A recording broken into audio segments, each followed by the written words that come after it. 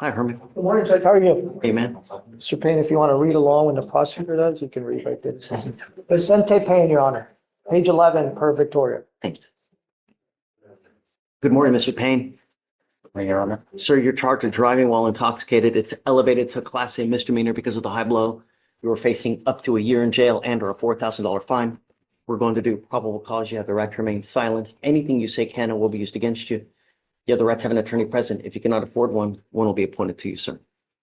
On March 15th at approximately 11:22 p.m., the officers were dispatched to a 911 call regarding a three-way motor vehicle crash at the intersection of Spencer Highway and 11th Street in Harris County, Texas. The defendant's motor vehicle was identified by his Texas license plate. The officer made contact with the defendant and observed slurred speech, red glassy eyes, a strong odor of alcoholic beverage, and poor balance. During the investigation, it was apparent that the defendant's motor vehicle failed to yield the right of way for left turn, causing the defendant's vehicle to strike Unit 2, causing Unit 2 to strike Unit 3. All parties involved advised at the time of the collision the defendant was operating his motor vehicle.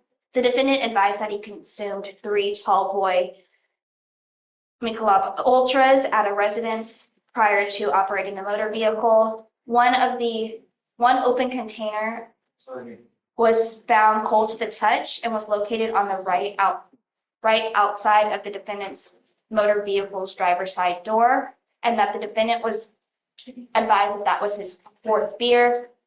SFSTs were conducted. It was a 6 out of 6 on the HGN, a 7 out of 8 on the walk and turn, and a 3 out of 4 on the one-leg stand. The defendant was placed into custody and was transported to the police station. The DIC was read and sentenced to breath, which the results were a .234 and a .230.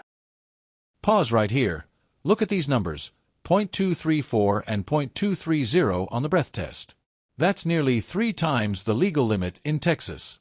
At this level, impairment isn't just assumed, it's legally dangerous. This is exactly why the judge is taking this case so seriously, and why a Class A misdemeanor charge is no joke. Are you telling me that he had alcohol in the car and he's drinking while he's driving as well? I cannot tell you whether he was drinking while he was driving, but alcohol was found in the vehicle. Where was it? It was found in the vehicle, on the driver's side door.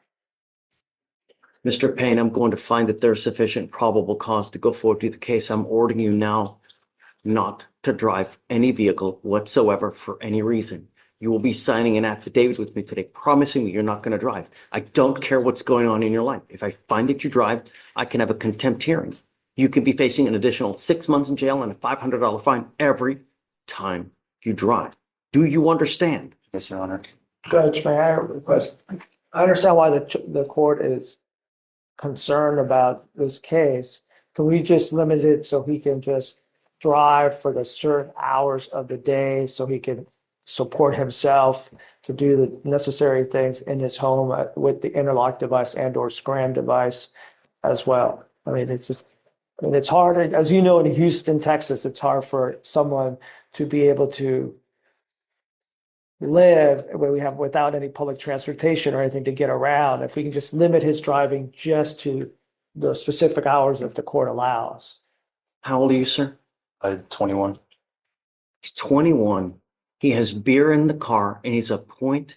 2.3, I thought, but I mean, I'm not to quibble, but yes. No, you are not Because the to bond conditions drive. just seem a bit egregious considering it's first off. I understand, Herman, and I would recognize, or I would understand that it's elementary that you're not to have alcohol in the car while you're driving.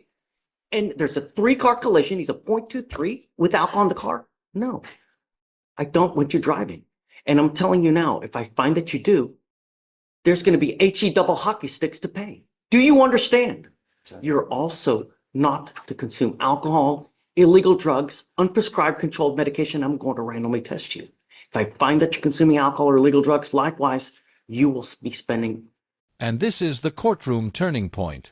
The judge is drawing a hard line. No driving, no alcohol, and random testing. This isn't just a warning. It's a clear message that crossing these rules will have immediate consequences. You can see how public safety takes priority over convenience, and why courtroom patience has its limits. Quite some time with me. Will you reconsider the order or the condition, I Judge? will always do. Yes. I How want some long? time to pass Sure. and I want to see some proactivity, Herman, and I'm always all ears. But for the moment, I don't want him anywhere near a car.